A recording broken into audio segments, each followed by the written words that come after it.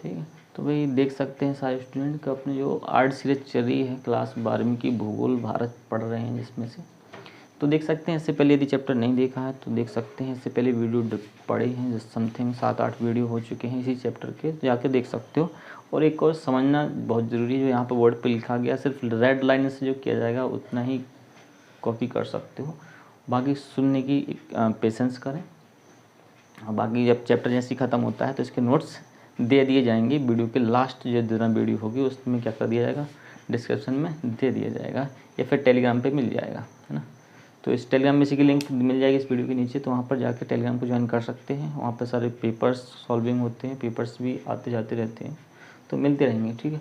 आ जाते हैं मूँगफली के बारे में पढ़ते हैं। मूँगफली है क्या, तो ये अपने तिलहन पढ़ रहे थे, क्या पढ़ रहे थे, तिलहन, जिसमें तो अपन तिलहन देखा था कि जो व्यक्ति होते हैं वो करते हैं भाई, तिलहन काय के लिए उत्पादन किया, खाद्य तेलों का उत्पादन करने के लिए, खाद्य तेलों की मांग के लिए क्या कहते हैं, तिलहन फसलों का उत्पादन किया जाता है। मतलब खाद्य तेल का उत्पादन करने के लिए या खाद्य तेल का अपन प्रयोग के लिए क्या कहते हैं, तिलहन फसलों का उत्पादन किया जाता है। और तिलहन के लिए अपन देखा था सबसे पहले कौन सा, मूंगफली की बात करते हैं, है ना, तोरिया सरसों की बात करते हैं, सूरजमुखी की बात करते हैं। तो ये कुछ फसलें थी जो क्या होती हैं, तिलहन उत्पन्न करती हैं, तिलहन पैदावार करती हैं, ठीक। तो यहाँ पर देख सकते हैं कि आज मूंगफली के बारे में पढ़ने वाले हैं, और तिलहन वाला दिन नहीं पढ़ा तो वहाँ पे जाकर देख सकते हैं। और बाकी यहाँ जाकर देखो कभी मूंगफली क्या है, तो मूंगफली किस तरीके से कहाँ पे कितनी उत्पादित होती है ये देखते हैं। तो भारत में देखा जाए तो 19.5% क्या मूंगफली का उत्पादन करता है पूरे विश्व में। देखा जाए पूरे विश्व का लेवल है जी, किसका लेवल है, मतलब यदि कहा जाए पूरे यूनिवर्स या पूरे दुनिया की बात करें तो भारत 19.5% क्या करता है, मूंगफली का उत्पादन करता है। कहाँ, पूरे विश्व के लेवल में। यदि पूरे विश्व में 100% मान लिया जाए तो 19.5% कौन करता है, भारत मूंगफली का उत्पादन करता है। तो बस इतना जी लाइन याद रख सकते हैं। और जो रिकॉर्ड है 2017, मतलब 2017 में इसको मापा गया, जब उन्होंने बताया कि ऐसा कुछ है कि भैया जो अपनी इंडिया है वो 19.5% का करती है, मूंगफली का उत्पादन करती है। अब आ जाते हैं यहाँ तक, यह देखा जाए तो मुख्य शुष्क प्रदेशों में, मुख्यतः शुष्क प्रदेशों में जी क्या है, खरीफ की फसल है। कौन सी फसल है भाई, जो शुष्क प्रदेश है, शुष्क प्रदेश के लिए कह सकते हैं राजस्थान बोल सकते हैं, गुजरात बोल सकते हैं। तो ये कौन सी फसल है, खरीफ फसल है, जी जरूर याद रखें। यदि देखना ऑब्जेक्टिव बहुत खतरनाक पूछ सकता है कि बताइए जो मूंगफली है शुष्क प्रदेश में जी कौन सी फसल है, खरीफ फसल है। या अगर भाई यहाँ पे बात करते हैं दक्षिण भारत की बात करते हैं, तो दक्षिण भारत में क्या रबी की फसल है, कई की फसल है जी, रबी की फसल है, या रबी ऋतु में बोई जाती है, कब बोई जाती है। तो ये जरूर याद रखें कि यदि 20 से ऑब्जेक्ट बन जाते हैं तो बहुत अच्छी बात है।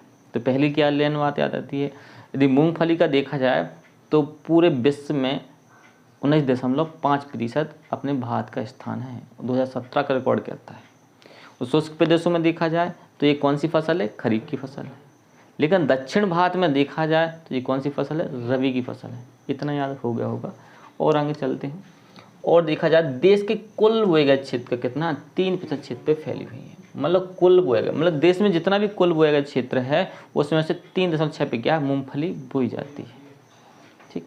और उत्पादक राज्य कौन कौन से राज्य का करते हैं, मूंगफली का उत्पादन करते हैं। तो अपना राजस्थान हो गया, गुजरात हो गया और तमिलनाडु हो गया। कैसा कहते हैं सर, क्या होगा, राजस्थान और गुजरात हो गया, राजस्थान हो गया, तमिलनाडु हो गया, आंध्र प्रदेश हो गया।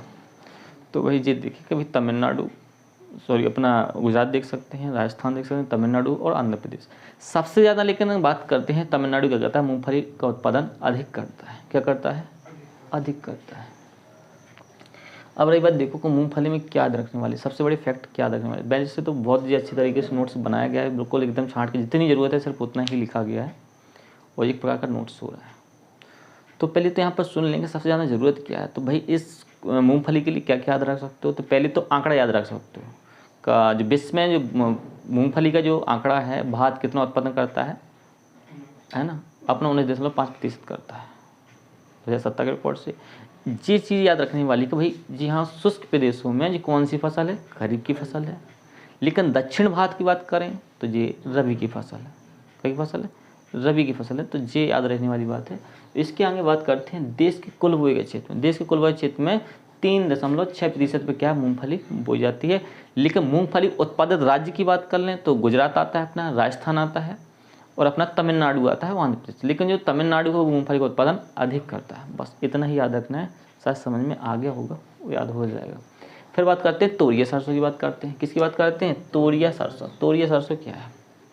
तोरिया व सरसों, सॉरी।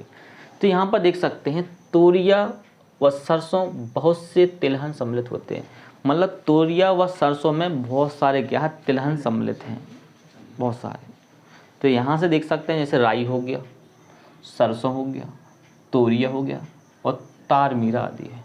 तो इसमें वैसे 4 वर्ड इन्होंने लिए हैं। इसके अलावा और भी थोड़े से मतलब अपन कह सकते हैं वो तिली बोल सकते हैं, है ना, और तिली बोल सकते हैं, तिली भी इसमें सम्मिलित हो जाएगा। छोटे मोटे और भी चीज़ें अदरवाइज कह सकते हैं। तो इससे देख सकते हैं कि भाई अपना जो अपन पढ़ रहे हैं तोरिया व सरसों में क्या क्या चीज़ सम्मिलित है? राई सम्मिलित हो गया, सरसों सम्मिलित हो गया, तोरिया सम्मिलित हो गया, तारमीरा सम्मिलित आदि हैं। तो इतने याद रख लो कि इसमें सम्मिलित है। और ये कौन सी फसल है? सबसे ज़्यादा इंपॉर्टेंट ये है। तो ये भाई उपोष्ण कटिबंधी कौन सी फसल है? यदि पूछ लेता कि तोरिया और सरसों जी कौन सी फसल है, तो उपोष्ण कटिबंधी फसल है। कौन सी है? उपोष्ण कटिबंधी फसल है। अब जो भारत में देखा जाए तो ये मध्य और उत्तर पश्चिम भाग में ये रबी की फसल है। कौन सी फसल है? रबी की फसल है। कौन सी फसल है? रबी में बोई जाती है ना। मध्य और उत्तर पश्चिम में क्या है? रबी में बोई जाती है। और यह पाला सहन नहीं कर सकती है। यह क्या कर सकती है? पाला सहन नहीं कर सकती है। तो मध्य और उत्तर पश्चिम में क्या है? जी रबी की फसल है। तो अधिकांश रबी में बोई जाती है। सरसों क्या है? रबी में है। तो अपने मध्य के बाद मध्य प्रदेश में क्या है? तो रबी अभी नवंबर दिसंबर में क्या है? बोई जाएगी। रबी से मतलब भाई नवंबर दिसंबर में बोई जाने वाली फसल, और 5 अप्रैल में काटी जाती है। ठीक, तो ये कह सकते हैं। और आगे बात करते हैं जी पाला सहन नहीं कर सकते। मतलब इसमें पाला पड़ जाएगा तो मतलब क्या हो, उसके जो बीज होते हैं उसमें क्या हो, कुछ एक फफूंद टाइप की लग जाती है, उससे आगे ये बढ़ नहीं पाता, उसको पाला बोलते हैं। जो अधिकांश जब ज़्यादा होता है, जब कोहरा कोहरा रहा आता है, तब ऐसे ये पाला पड़ने की क्या हो जाती है, इसमें चांस ज़्यादा हो जाते हैं। ठीक, तो इसमें क्या है? पाला सहन नहीं कर पाती हैं ये फसलें, पाला सहन नहीं कर पाती हैं। तिलहन देश के कुल क्षेत्र का लगभग कितना है? 2 तो भारत में यदि कुल देखा जाए कितने परसेंट पे भाई 2.5% पे क्या है? तिलहन फसलें क्या है? बोई जाती है। क्या बोई जाती है? तो भारत के कुल क्षेत्रफल में देखा जाए तो 2.5% पे क्या है? तिलहन फसलें बोई जाती हैं। मतलब तोरिया फसलें, तोरियां व सरसों बोया जाता है। इनका जो उत्पादन की बात करते हैं तो 1/3 राजस्थान करता है। जी बात याद रखो। इनका उत्पादन मतलब तोरिया सरसों का यदि उत्पादन देखा जाए तो 1/3 उत्पादन कौन करता है? राजस्थान का। 1/3 से मतलब 3 भाग में से 1 भाग तो राजस्थान करता है। पूरी इंडिया में यदि 3 भाग को मापा जाए तो सबसे ज़्यादा राजस्थान 1/3, मतलब 3 में से 1 भाग कौन करता है? राजस्थान उत्पादन करता है। क्या करता है? तो 1/3 से मतलब भाई जी है ना, 1/3 मतलब जी राजस्थान उत्पादन करता है, मतलब इतना करता है। तो बस समझ में आ गया होगा। ठीक, और आगे चलते हैं। तो इनके अन्य प्रमुख राज्य और भी हैं, क्योंकि जी भाई राजस्थान तो पता लगे, इसके अलावा और अन्य और भी तो राज्य होंगे जो क्या कर रहे होंगे? तोरिया सरसों का उत्पादन कर रहे होंगे। तो हरियाणा हो गया, मध्य प्रदेश हो गया। बस इनके आने के बाद, लेकिन प्रति हेक्टर की बात करें तो प्रति हेक्टर मतलब 1 हेक्टेयर में कितना उत्पादन होता है? तो प्रति हेक्टर में जो देखा जाए, फसल प्रति हेक्टर की बात करते हैं उत्पादन, तो हरियाणा व पंजाब देता है। कौन सा देता है? और ये अधिक देता है। क्या देता है? अधिक देता है।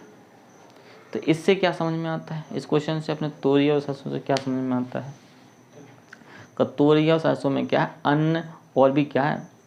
तिलहन फसलें क्या सम्मिलित हैं। जैसे राई हो गया, सरसों हो गया, है ना, अपना जो तोरिया हो गया, और क्या हुआ? तारमीरा आदि है।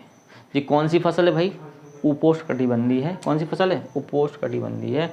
भारत के मध्य उत्तर पश्चिम में रबी की फसल है। भारत के मध्य और उत्तर पश्चिम, मध्य से मतलब अपना मध्य प्रदेश कह सकते हैं, मध्य मतलब बीच के भाग में, और उत्तर पश्चिम की राजस्थान और पंजाब की बात कर सकते हैं, हरियाणा की बात कर सकते हैं, उत्तर पश्चिम जी आ जाएंगे।